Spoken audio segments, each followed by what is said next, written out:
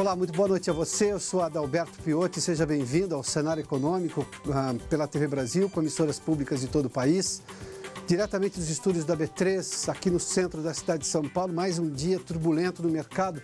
Vamos lá os destaques do cenário econômico de hoje. O dólar bateu em 3,85 hoje. Na máxima foi a R$ 3,85, com forte especulação de que haverá um novo aumento de juros. Aliás, há uma previsão de 2, possivelmente 3 aumentos de juros nos Estados Unidos. Com isso, os dólares saem, dinheiro sai de economias emergentes e vão justamente para o mercado americano.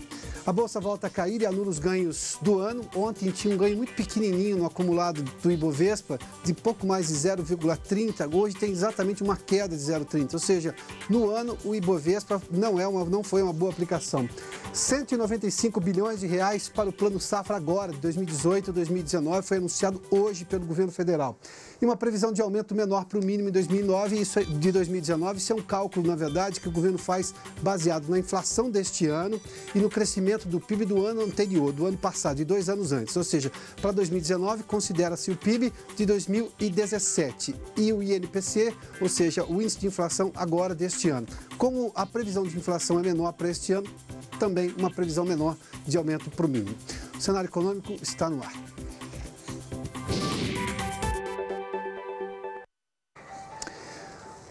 Hoje foi um outro dia de forte especulação no mercado financeiro que fez o dólar subir muito, foi a 3,85 na máxima. A Bolsa também acumulou perdas novamente, aliás, é uma sucessão de dias com a Bolsa perdendo valor, o Ibovespa tem perdido valor. Vamos dar uma olhadinha nesses números do mercado. A gente tem aqui a cotação do Ibovespa, aliás, o fechamento do Ibovespa hoje, uma queda de 0,68% a 76.117 pontos. No mês, ou seja, em um mês, o Ibovespa oscilou menos 0,83.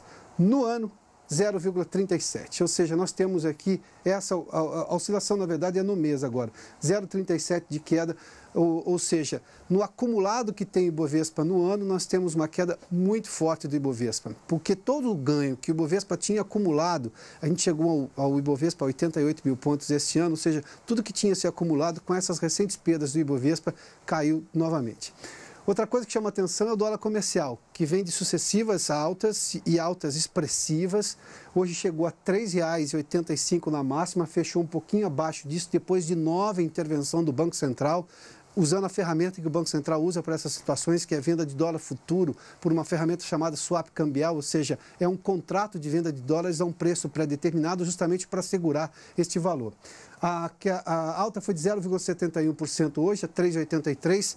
Na semana, em uma semana o dólar já subiu 2,81%, no mês 8,88%. As ações da Petrobras caíram hoje, mais uma vez, uma queda de 1,57%. A R$ 16,33 no mês. Só para se ter uma ideia, em um mês, as ações da Petrobras perderam mais de 26%, 26,55% de queda. No ano, apesar de todas essas quedas que a Petrobras vem tendo desde a greve dos caminhoneiros, no ano, ainda as ações da Petrobras subiram 1,54%. Tem duas coisas para falar sobre o mercado financeiro. Primeiro que essa alta do dólar, por exemplo, se fez ações caírem, algumas ações subiram. Por exemplo, as ações da Suzano, da Fibria, Embraer e WEG, que são exatamente empresas exportadoras, ganharam. Duas são de celulose, a Suzano e a Fibria. A Suzano teve a maior alta, 7,58%. Em contrapartida, empresas que vivem de turismo, obviamente com dólar mais alto, isso inibe o turismo no exterior, tiveram queda expressiva.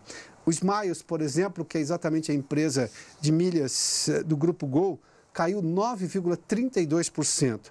A CVC, talvez a maior empresa de turismo do país, 5,10% de queda hoje, somente hoje. São ações de hoje. E a Gol, uma empresa aérea, para você ter uma ideia, caiu também Azul, mas a Gol caiu 5,4%.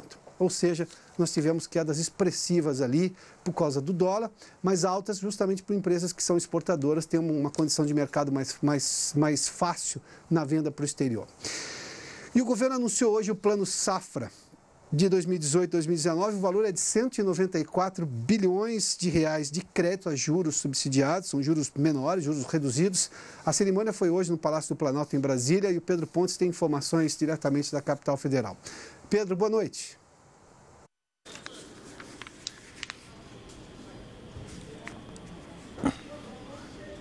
Para o plano agrícola pecuário, antes de tudo, boa noite, Piotr, boa noite a quem assiste o cenário econômico. Desculpe aí pela falta de educação, mas vamos lá. Para o plano agrícola pecuário, serão reservados 194 bilhões e 370 milhões de reais de crédito rural. As taxas de juros caíram 1,5%. Os produtores rurais poderão acessar os recursos a partir de 1º de julho. Do total de recursos liberados, pouco mais de 151 bilhões e 100 milhões serão para crédito de custeio, dos quais quase 119 bilhões com juros controlados a taxas fixadas pelo governo e pouco mais de 32 bilhões com juros livres, ou seja, negociados entre a instituição financeira e o produtor. O crédito para investimento ficou em 40 bilhões. Durante o lançamento do Plano Agrícola e Pecuário 2018 e 2019, o presidente Michel Temer disse que muitos desejaram fazer da paralisação dos caminhoneiros um movimento político que gerasse incidentes no país, mas que, por meio do diálogo, foi possível chegar a um acordo.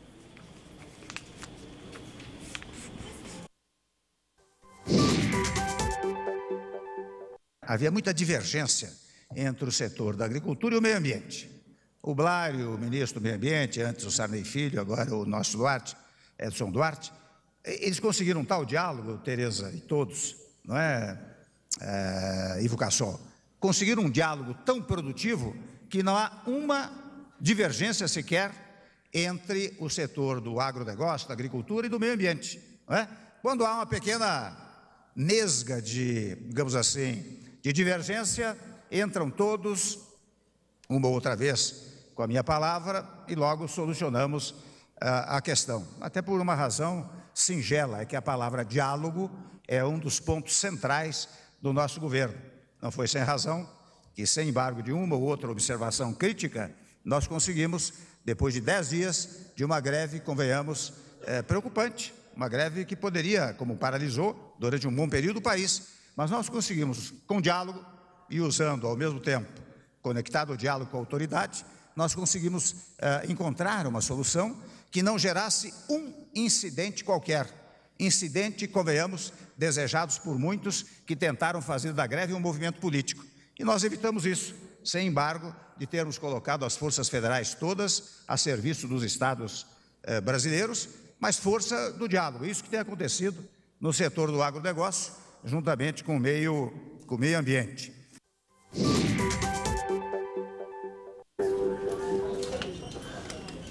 Além do crédito para custeio e para investimentos, serão destinados 2 bilhões e 600 milhões para apoiar a comercialização e 600 milhões de reais para subvenção ao seguro rural. Houve redução das taxas de juros de custeio para 6% ao ano, destinada a médios produtores, aqueles com renda bruta anual de até 2 milhões de reais, e para 7% ao ano para os demais produtores. Uma das novidades do plano é a integração da piscicultura nos financiamentos de custeio, com juros de 7% ao ano. É isso, Piotr. Muito obrigado, Pedro. A Confederação Nacional da Agricultura já fez um porém no anúncio do Plano Safra. Concorda com o valor, acha o valor bastante razoável, mas reclama do valor do seguro. O que os produtores rurais mais reclamam é justamente na eventualidade de um problema climático, por exemplo, acabar com a safra. É aí que o seguro entra justamente para repor o recurso que foi aplicado justamente para plantar. Ou seja, o Plano Safra contempla muito o começo da plantação, ou seja, a produção daquilo tudo, mas o valor de seguro é muito menor. Se esse valor de seguro fosse maior, inclusive boa parte dos outros custos seriam mais baixos para o produtor, justamente porque ele teria a garantia de que numa eventualidade terá condições de bancar todo o custo daquela safra. Ou os compromissos assumidos que ele teve, com compras que ele fez, essas coisas todas. Bom, o governo reduziu, falando de outro assunto agora, o governo reduziu a previsão de aumento do salário mínimo para o ano que vem. Isso porque reduziu antes a previsão de inflação do INPC, o Índice Nacional de Preços ao Consumidor, que é repassada para o salário. Para você ter uma ideia, o aumento agora deve ficar em torno de R$ 44,00, do valor atual mais R$ 44,00. Vamos dar uma olhadinha nisso? Está aqui, olha. Nós temos aqui, ó, salário mínimo para 2019, antes passaria dos R$ 1.000, chegaria a R$ 1.002. a R$ 1.002, agora deve ser de R$ 998, ou seja, uma diferença de R$ 4,00.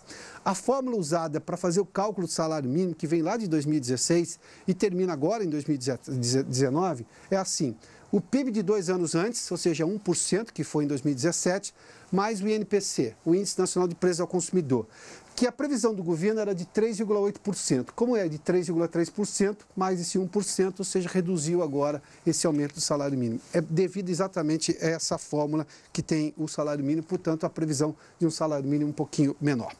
Bom, em uma pesquisa do SPC, Brasil mostra que o empréstimo de nome, sabe quando a pessoa empresta um nome como um fiador, alguma coisa nessa situação, ou ele mesmo toma o empréstimo para ajudar uma outra pessoa, mas empresta o seu nome, o seu CPF, essa é uma das maiores causas de endividamento.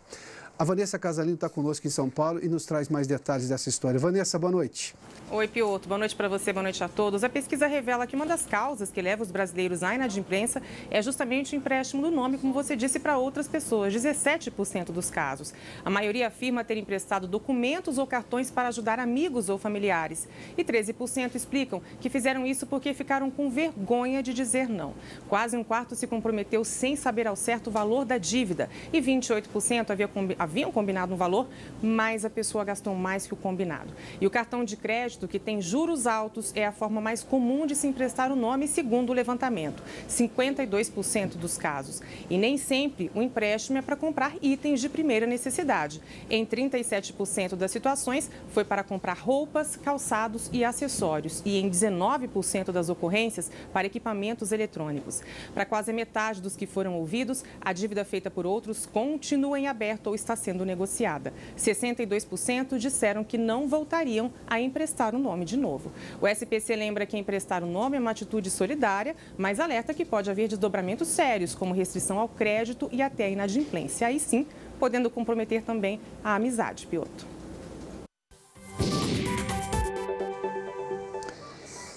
Obrigado, Vanessa. Ontem saiu uma outra pesquisa do endividamento das famílias que caiu, isso é uma boa notícia, mas 75% do endividamento das famílias está no cartão de crédito, que é justamente a modalidade de crédito, Vanessa já nos fez essa observação aí, com as taxas de juros mais escorchantes, absurdas que se tem hoje no país, aliás, injustificáveis se a gente levar em conta toda a realidade brasileira.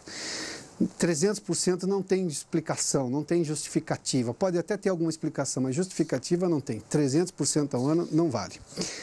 Bom, e a inflação para as famílias com renda baixa subiu agora no mês de maio. O Maurício de Almeida está no Rio de Janeiro, nos conta. Maurício, boa noite.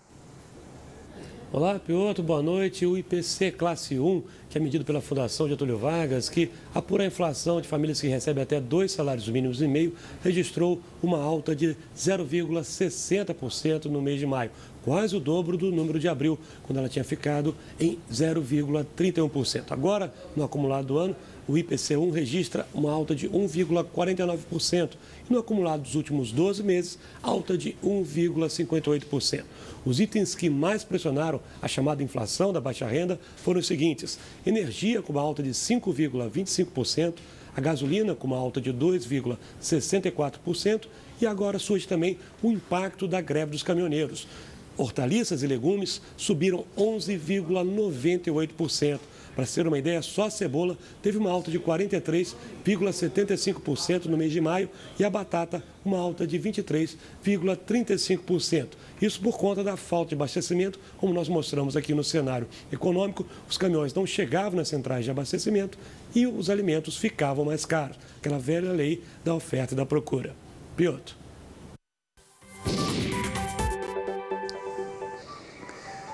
Isso que o Maurício nos trouxe desse aumento de preço de alguns produtos da feira aí foi por causa do desabastecimento. Mas tem um outro custo que pode se agregar agora, que é o valor do frete. O valor do frete foi negociado, foi uma das reivindicações dos caminhoneiros na negociação do governo, com o governo, para terminar aquela greve dos caminhoneiros. O fato é que a Confederação Nacional da Indústria divulgou hoje um estudo dizendo que essa tabela mínima, de um frete mínimo, que foi exatamente uma negociação para aumentar o valor mínimo do frete, vai impactar no preço de transporte de vários produtos, que isso deve ser repassado ao consumidor. Os cálculos são esses aqui, olha. Por exemplo, transporte de arroz. Eu estou falando de transporte, não o preço final, só o transporte. Ou seja, o custo do frete maior vai elevar o custo do transporte do arroz, dependendo da região, de 35% a 50%. Aves e suínos, 63%. Aves, se você não se lembra, no Plano Real foi um dos grandes ativos do Plano Real, porque tinha um preço muito barato, o quilo do frango custava R$1 e fez com que muita gente começasse a ter acesso à proteína animal do frango, justamente porque tinha um preço acessível. Aqui tem uma previsão de aumento no custo do transporte. Rações para alimentar os animais, 83%. E papel e celulose, que é grande exportador, no produto de exportação, 30%. Os cálculos foram feitos pela Confederação Nacional da Indústria. Bom, tem o problema do desabastecimento que já de alguma forma está sendo resolvido. Foi captado pelos índices de inflação, mas daqui a pouco isso passa. Esse custo vai ser discutido agora e vai ser repassado, pelo menos no cálculo, pelo menos nessa informação que a Confederação Nacional da Indústria nos passa. Bom, vamos conversar novamente com a Vanessa Casalino, até porque a greve dos caminhoneiros afetou, como era de se esperar, a produção de veículos no mês de maio. A Vanessa Casalino acompanhou os números divulgados hoje pela Anfávia da produção agora, do último mês em maio. Vanessa. Kyoto, de acordo com a Anfávia, a Associação Nacional dos Fabricantes, as montadoras passaram os últimos dias do mês totalmente paradas. A produção só foi retomada agora na segunda-feira. Entre 70 e 80 mil unidades deixaram de ser produzidas, um recuo de 15% em relação a maio do ano passado. A primeira baixa desde outubro de 2016, o que interrompe uma sequência de 18 meses de altas seguidas. Já em relação a abril deste ano, a queda é de 20%. Apesar disso, no acumulado do ano de janeiro a maio, a produção segue em alta, 12%. E já ultrapassou a marca do 1º milhão de unidades em 5 meses. As vendas também foram impactadas, cerca de 20 mil unidades deixaram de ser emplacadas em relação a abril, mas mesmo assim, maio registrou leve alta nos emplacamentos novos na comparação com 2017, uma alta de 17%. As exportações que vinham puxando a recuperação do setor tiveram queda de mais de 17,3% em maio, mas o acumulado segue positivo. A Anfávia avalia que o mês de junho ainda deve sentir os reflexos da greve, mas afirma que vai tentar recuperar a produção com turnos extras ou aos finais de semana, Pioto. Muito obrigado, Vanessa. Tem gente que diz que a economia brasileira tem voo de galinha. Como galinha não voa, então é só aquela subida, depois ela cai. Bom, mas tem horas que não é exatamente voo de galinha, é voo abatido. Tem sempre um fato ruim que puxa as coisas para baixo. Por exemplo, a produção de automóveis vinha em alta, deve retomar a alta, mas levou esse solavanco agora no mês de maio, dada a greve dos caminhoneiros. Vamos fazer um rápido intervalo, a gente volta em instantes aqui no Cenário Econômico. Bom, já de volta aqui com o Cenário Econômico, nos estúdios da B3, no centro da cidade de São Paulo. Vamos falar agora dessa economia brasileira oscilante neste começo de ano. O Lívio Giosa é presidente da Associação dos Dirigentes de Vendas e Marketing do Brasil, está conosco aqui. Lívio, bem-vindo mais uma vez. Prazer, Revelo, Piotr. Viu, antes da gente sair para o intervalo, eu fiz menção porque a Anfávia teve uma redução agora em maio, por causa da greve dos caminhoneiros, mas o saldo do ano ainda é positivo e espera recuperar agora em junho já essa perda. Então eu fiz menção que normalmente as pessoas criticam a economia brasileira dizendo que tem voos de galinha. Ou seja, como galinha não voa, então é só um salto e depois ela cai novamente. Mas eu acho que não, eu acho que é um voo que algum fato externo vai lá e abate, porque desta vez estava estruturada uma recuperação. Não no melhor dos mundos, porque a reforma da Previdência não foi feita, eu tenho um problema fiscal ainda, mas eu tinha uma situação muito melhor do que tivemos em 2015, 2016 e 2014, inclusive. Qual é a sua visão sobre isso, Lívio? Então, na verdade, a gente sente hoje o movimento frágil da economia brasileira, né? Ela está tenuenamente tentando subir e ter uma escala de crescimento. Até o ano passado, e contextualizando um pouquinho no início do ano, a gente ainda falava do deslocamento da economia com as questões políticas brasileiras, tá certo? No entanto, a gente está entrando num outro cenário. Um cenário onde a questão política está na pauta absoluta e isso tem reflexo já na economia. O cenário internacional também nos dá um panorama não tão estável. A questão do dólar, que está aí crescendo. Então, nós estamos vendo que há movimentos que proporcionam aos especialistas econômicos uma apreensão. O mercado não reage tão rapidamente quanto se esperava. Há ainda uma escassez de renda no país todo.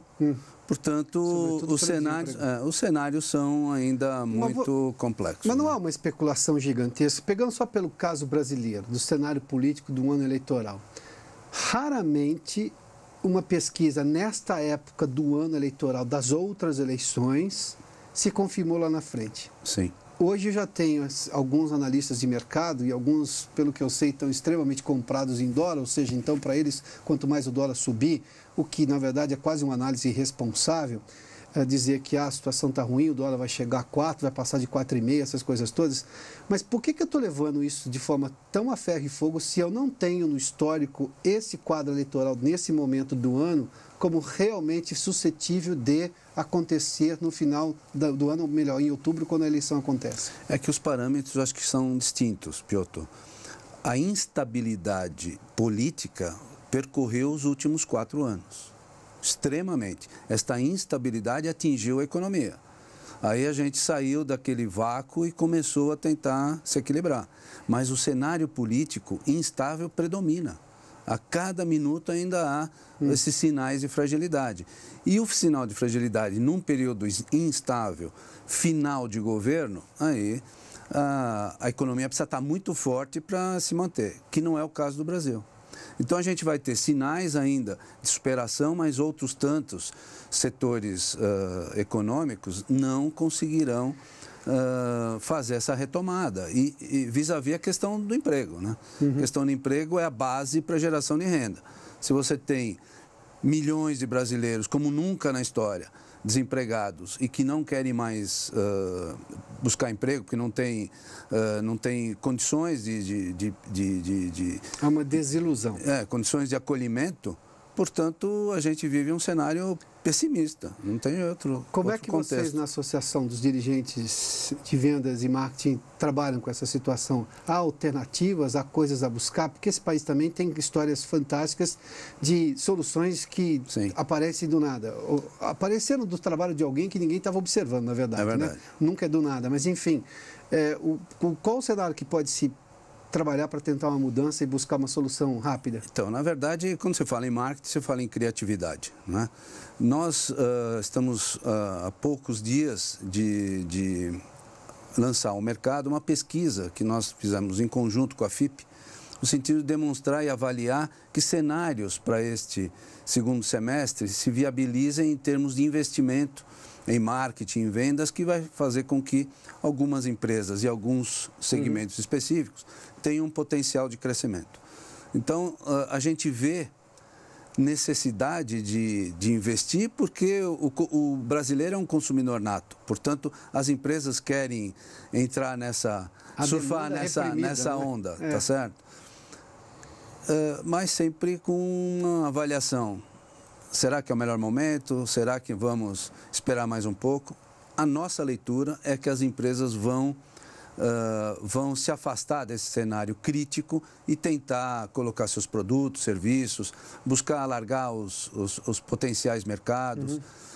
Há uma forte também possibilidade do governo, através das concessões, e aí viabiliza muito capital externo, para ainda neste ano... Para o setor produtivo. Portanto, a gente tem 7, 8 meses aí que o Brasil precisa caminhar numa direção mais adequada e, com certeza, a gente conseguir manter essa projeção de 2,5% de crescimento esse ano, para que a gente possa respirar um pouco melhor para 2019. Né? Lívia, me permita voltar ainda na questão do cenário eleitoral.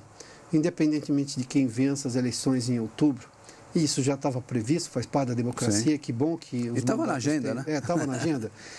Você acha que nós construímos, depois de tudo que passamos, e você fez menção dessa instabilidade política dos últimos 4 anos, sobretudo, na verdade até um pouco antes da reeleição de Dilma Rousseff, se eu pegar ali já foi um problema, que tinha acusações de uma eleição que foi conturbada, de compra de voto, bom, enfim...